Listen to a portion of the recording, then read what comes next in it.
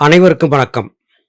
நாம் கண்ணுடைய வள்ளல் என்கிற மகா ஞானி ஒருவர் இயற்றி திரு அருட்பிரகாச வள்ளலார் பதிப்பித்த ஒழிவில் ஒடுக்கம் என்கிற உன்னத ஞான நூல் தொகுப்பை வாசித்துக் கொண்டிருக்கிறோம். இந்நூற்தொகுப்பிலே இன்று முதல் கிரியை கழற்றி என்கிற தலைப்பின் கீழ் அமைந்த நல்ல கருத்துக்கள் பொதிந்த பாடல்களை பார்க்க இருக்கிறோம். தத்துவத்தை எல்லாம் சடம் என்று தாக்கற்று செத்த அசத்தின் கண் போல் தறியாது வைத்து எடுத்தும் பூரணமே என்று அழைத்தும் தேடி புரண்டு அழுதும் கோரணி காட்டும் பேய்க்குவாள். இன்றைய காலத்திலே யோக சாதனத்தின் நுணுக்கங்களை அறியாமல் மேலெழுந்த வாரியாக சிலர் எழுதியிருந்த நூல்களை வாசித்தும் ஏதேதோ கற்பனையாக சிலர் சொல்லிய விளக்கங்களை கேட்டும் உண்மையின் தத்துவம் புரியாமல் பலரும் உழன்று கொண்டிருக்கிறார்கள். இறந்துவிட்ட ஒரு ஆட்டின் கண்கள் அப்படியே நிலை பெற்று நிற்கும். அது கண்களாக இருந்தாலும் கூட அது காட்சிகளை காணாது. கண்ட காட்சி தலைக்குள்ளே எடுத்துச் செல்லப்பட்டு மனதோடு தொடர்படுத்தப்பட்டு ஆராயப்பட்டு அது இன்னது என்பதை புரிந்து கொள்ளும் நிலையை கொடுக்காது. இதுபோல இன்றைய வாழ்க்கை சூழலிலே யோகசாதன பயிற்சியிலே ஈடுபடக்கூடிய சிலர் ஏதோ பார்க்கிறார்கள், அல்லாது உண்மையின் தத்துவத்தை உணர்ந்தார்கள் இல்லை என்பது கண்ணுடைய வள்ளலின் குற்றச்சாட்டு. பூரணம் என்று வாயால் சொன்னாலும் அழுது புரண்டு பார்த்தாலும் ஞானத்தை அறிந்துவிட முடியாது. பேய்க்கூத்து ஆடுவதைப் போல இவர்கள் கூத்தாடி கொண்டிருக்கிறார்கள் என்று குற்றம் சாட்டுகிறார். எதை பேய்க்கூத்து என்று சொல்லுகிறார்? ஆலயங்களை உருவாக்கி பற்பல விதமாக பொம்மைகளை செய்து வைத்து அவைகளுக்கு முன்னால் இருந்து மனம் போன போக்கிலே பற்பல விதமாக கூத்தாடுகிறார்கள். பேய் பிடித்து ஆடுவதற்கும் அருள் ஆவேசம் வந்து ஆடுவதற்கும் பெரிதாக வித்தியாசம் இல்லை என்பது கண்ணுடைய வள்ளலின் கருத்தாக இருக்கிறது. சொல்ல வரும் கருத்து யாதென்றால், உண்மையின் தத்துவத்தை தன்னுள்ளே அலசி ஆராய்ந்து பார்த்து உணர முற்பட வேண்டுமே அல்லாது வெறும் வாய் வார்த்தைகளை பேசியும் கூத்தாடி கொண்டும் இருப்பதால் எந்த ஒரு பயனும் கிடைக்காது. நீங்கள் செய்யக்கூடிய இவை எல்லாமே கிரியைகள் என்கிற கணக்கிலே வரும். அதாவது உடல் கொண்டு செய்யக்கூடிய வழிபாடுகள் என்று வரும். வெறும் உடல் கொண்டு செய்யக்கூடிய வழிபாடுகள் மாத்திரம் ஒருவனை முத்திக்கு இட்டுச் செல்லாது என்பது கருத்தாகிறது. கிரியைக்கு இழைத்து வந்து கேட்டவர்க்கு சும்மா திரியச் சுகம் விளைத்த சீமான் குரு அன்றி சற்றே பதைப்பத் தரினும் சகம் படைக்க கற்றானும் காலனும் ஆம்கான். குரு என்கிற ஒருவர் இல்லாமல் ஒருவனால் ஞானத்தை முழுமையாக அறிந்துவிட முடியாது. இன்றைய நாளிலே கையடக்க கைபேசிகளிலே பலரும் பேசக்கூடிய விளக்கங்கள், எங்களை போன்றவர்கள் பேசக்கூடிய விளக்கங்கள் காட்சிகளாக விரிகின்றன. இந்த காட்சிகளிலே உங்களுக்கு கருத்துக்களை கடத்த நினைக்கக்கூடிய அந்த காட்சியை பதிவு செய்பவர் தன் மனம் போன போக்கில் எதையோ சொல்லிச் செல்கிறார். ஆனால் அவற்றை உண்மை என்று கருதி கடந்துவிட முடியுமா என்றால் கூடாது. காரணம், அவர் வெறும் பிரச்சாரகர் மாத்திரமே, அவர் குரு அல்ல. குரு என்பது யார் என்றால் அவரவருடைய மனமே குரு என்று ஞானபிதா சுவாமி சிவானந்த பரமஹம்சர் அவர்கள் அருளிச் செய்தார்கள். இந்த உலகத்திலே வெறுமனே ஒருவர் வாயால் சொல்லி காதால் கேட்டவருக்கு சுகம் வந்துவிடாது. குரு இல்லாமல் இதை அறிந்துவிடவும் முடியாது. ஞானபிதாவின் கூற்றுப்படி காரணகுரு காரியகுரு என்கிற இரண்டு குருமார்கள் உண்டு.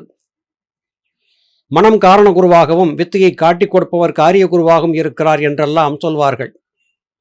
எது எப்படியாக இருந்தாலும் நாம் நம்முடைய மனத்திலே அலசி ஆராய்ந்து பார்த்துத்தான் உண்மையை அறிந்து கொள்ள முடியுமே அல்லாது மற்றவர் சொல்லக்கூடிய வார்த்தையை செவிமடுத்ததால் மாத்திரம் நமக்கு ஞானம் வந்துவிடாது என்பது கருத்து. இங்கே கற்றுக்கொண்டவன் காலனுக்கு இலக்காகத்தான் போகிறான் என்பது கூற்றாக இருக்கிறது. வெறும் வாய் வார்த்தைகளாலோ வாயால் சொல்லி காதால் கேட்டதாலோ ஞானம் வந்துவிடாது. அப்படி காதால் ஞானத்தை கேட்டவரை யமன் விட்டுவிட்டு சென்றுவிடவும் மாட்டான். நாம் சிலவற்றை பார்க்கிறோம் இந்த வலையொலிகளிலே. இன்று இந்த பதிவை நீங்கள் பார்க்காமல் போய்விட்டால் உங்கள் பிறவியே மோசம் போய்விடும் என்று ஒருவன் எழுதுகிறான். மற்றும் ஒருவன் இந்த பதிவை கேட்பதற்கு நீங்கள் கொடுத்து வைத்திருக்க வேண்டும் என்று சொல்லுகிறான்.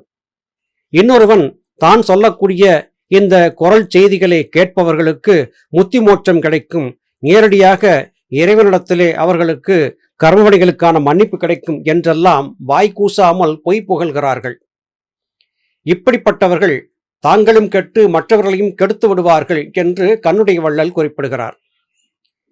நீ இந்த உலக வாழ்க்கையிலே என்னதான் முயன்று பார்த்தாலும் குருவின் உதவியில்லாமல் உன்னால் எதையும் சாதித்துவிட முடியாது என்பது கொற்று. ஏனென்றால் குரு உன்னுடைய மனமே அன்றி வேறல்ல. உன்னுடைய மனம் குருவாக மாறி அமைந்திருக்கும் நிலையிலே உனக்கு துல்லியமான பதிலை அது சொல்லிவிடும். காரணம், மனம் என்கிற குரு சித்தம் என்கிற ஆன்மாவின் அணுக்க தொண்டனோடு கலந்திருக்கிறது. அது பிரபஞ்சமளாவி இருக்கக்கூடிய கருத்துக்களை உள்வாங்கி அலசி ஆராய்ந்து பார்த்து இது தகும் இது தகாது என்பதை வெளிப்படையாக நமக்கு எடுத்துச் சொல்லுகிறது. எனவே வெறுமனே செய்யக்கூடிய உடல் கிரியைகளால் மாத்திரம் நீ ஞானத்தை அடைந்துவிட முடியாது. குருவை நம்பி குருவை சரணடைந்துதான் நீ ஞானத்தை பெற வேண்டும் என்பது கூற்றாகிறது. அக்னி தேவர்க்கு அசியத்தி என்று சுக்கரைத்து வைக்கோலான் மூடி மலையெடுப்பின் துக்கியாய் நீரை கழுவி நிழலை புதைத்து அளப்பாறை போல்வார் என்னலாம். சாமானிய மனிதர்கள் தேவலோகத்திலிருந்து இறங்கி வந்திருந்த தேவர்களுக்கு ஏற்படக்கூடிய நோய்களுக்கு, குறிப்பாக அக்னி தேவனுக்கு அசீரணம் ஏற்பட்டுவிட்டது, உண்ட உணவு செரிக்கவில்லை என்று சொல்லி சுக்கெடுத்து அரைத்து அதை வைக்கோல் கொண்டு மூடி அடுப்பிலே வைத்து அதை எரித்து அந்த புகையை கொண்டு அக்னி தேவனுக்கு ஏற்பட்ட அசீரணத்தை போக்கிவிடுவேன் என்று சொன்னால் இது எத்தனை மடமையான செயலாகும் என்று சிந்தித்து பாருங்கள். அதுபோல இந்த உலக வாழ்க்கை வாழ்ந்திருக்கக்கூடியவர்கள் யோக வாழ்க்கை வாழ்கிறேன் பேர் வழி என்று சென்று தவறான எதையெதையோ கற்றுக்கொண்டு தவறான ஒன்றை உண்மை என்று அறுதியிட்டு சொல்லி அடம்பிடித்து வாழ்ந்திருப்பதையும் காண முடிகிறது. இப்படிப்பட்டவர்கள் நீரை கொண்டு கழுவி நிழலிலே இருக்கும் கருப்பு நிறத்தை மாற்றிவிடுவேன் என்று சொல்லுவதைப் போல அபத்தமான செய்தி என்றே கருத வேண்டும். ஞானசாதன பயிற்சியில் ஈடுபடக்கூடியவன் ஒருவன் தக்க குருவை நாடியிருந்து அவர் சொன்ன வார்த்தைகளை செவிமடுத்து அதனோடு மாத்திரம் நின்று விடாமல் தத்தமது சொந்த அறிவை கொண்டு அலசி ஆராய்ந்து பார்த்து தீர்மானித்து சுத்த ஞானத்தை அடைய முற்பட வேண்டுமே அல்லாது வெறும் உடற்காரியங்களால் மாத்திரம் ஒருவன் ஞானத்தை பெற்றுவிட முடியாது. இங்கே நாம் ஆலய வழிபாடுகளிலே செய்யக்கூடிய பற்பல விதமான கிருத்தியங்களை பார்க்கிறோம். பால்குடம் எடுக்கிறார்கள், அக்னி சட்டி எடுக்கிறார்கள், பூக்களை கொண்டு தொடுக்கப்பட்டு பூச்சொரிதல் என்பதிலே தட்டுக்களால் சுமந்து செல்கிறார்கள், முளைப்பாரி என்று தலையிலே தூக்கி சுமக்கிறார்கள். இப்படி பற்பல விதமான காரியங்களை செய்கிறார்கள். தேர்வடம் பிடித்து இழுக்கிறார்கள், உடலிலே இரும்பு ஆணிகளை அடித்து அதிலே பறவை காவடி என்று தொங்குகிறார்கள். இவற்றையெல்லாம் செய்துவிட்டால் தங்களுக்கு தேவையான எல்லாவற்றையும் தங்களுடைய இஷ்ட தேவதை வழங்கிவிடும் என்பது இவர்களுடைய நம்பிக்கை. மனம் பக்குவப்பட்டிருக்காத நிலையிலே இப்படி உடலால் செய்யக்கூடிய எந்த ஒரு காரியமும் முத்திக்கு வழி கொடுக்காது. எனவே வெறும் உடற்காரியங்களிலே நிலைத்து நின்று விடாமல் மனக்காரியங்களில் ஈடுபட்டு தூய மனத்தை பெற முயற்சி செய்யுங்கள் என்று கண்ணுடைய வள்ளல் இங்கே சுட்டுகிறார். நீர்க்கும் வழிக்கும் துயரில்லை, நீந்தி நடந்தார்க்கு துயர் என்று அறிவறியா மூர்க்கர் உரையாற்றுக்கு வாய்கட்டி அம்பரத்து கேணியிட்டு காற்றுக்கு கால் பிடித்தல் கான். இவர்கள் செய்யக்கூடிய காரியங்களை இன்னதென்று தெரியாமல் செய்கிறார்கள். இது தகும் இது தகாது என்று எவராவது எடுத்துச் சொன்னால் அவரையும் ஏகடியும் செய்து புறந்தள்ளி விடுகிறார்கள். இவர்கள் மூர்க்கர்கள். இவர்கள் எந்த ஒரு நல்ல வார்த்தைகளுக்கும் கட்டுப்பட்டு நிற்க மாட்டார்கள். இவர்கள் தாங்கள் செய்யக்கூடிய காரியங்கள் ஏதோ தங்களுடைய தெய்வத்தின் அருளால் தங்களுடைய கர்மவினைகளை எல்லாம் சாம்பலாக்கிவிட காரியமாக இருக்கிறது என்று கருதுகிறார்கள். இதை துயர் நீங்கிவிடும் என்றும் கருதுகிறார்கள். தாங்கள் செய்யக்கூடிய காரியத்தினால் துயர் தீராது, மேலும் கர்மவினைகள்தான் அதிகரிக்கும் என்கிற கருத்துக்களை அவர்களுக்கு எடுத்துச் சொன்னாலும் அவர்கள் அவற்றை செவிமடுத்து கேட்பார்கள் இல்லை. நாம் சொல்லக்கூடிய சொல்லை காது கொடுத்து கேட்டுவிட்டால் இவர்களுக்கு தங்களுடைய தவறுகள் இன்னதென்று புரிந்துவிடும். காற்றுக்கு கால் பிடித்தல் தான் ஞான வெற்றிக்கு ஆகும். காற்று சீவசக்தியாகி வாயு, கால் என்பது சந்திரகலை சூரியகலை. சந்திரகலை சூரியகலையை கொண்டு செய்யக்கூடிய வாசி முதலாகிய பயிற்சிகளால் தான் யோகசாதன பயிற்சியிலே ஈடுபட்டு ஞானத்தை அடைவதற்கான கதவங்கள் திறக்க வைக்கப்படும். அதன் பிறகு தத்தமது சொந்த அறிவால் சுட்டறிவால் அலசி ஆராய்ந்து பார்த்து துன்மார்க்கராக இருப்பவர்கள் நன்மார்க்கர்களாக மாற வேண்டும். இந்த காரியத்தை செய்யாமல் வெறுமனே வாய் வார்த்தையில் பசப்பு வார்த்தைகள் சொல்லக்கூடியவர்களை அணுகி அவர்கள் சொல்லக்கூடிய வார்த்தைகளை கேட்டு தாங்களும் மூர்க்கர்களாகி வீணாகி போய் கொண்டிருக்கிறார்கள் என்பது கண்ணுடைய வள்ளலின் வருத்தமாக இருக்கிறது.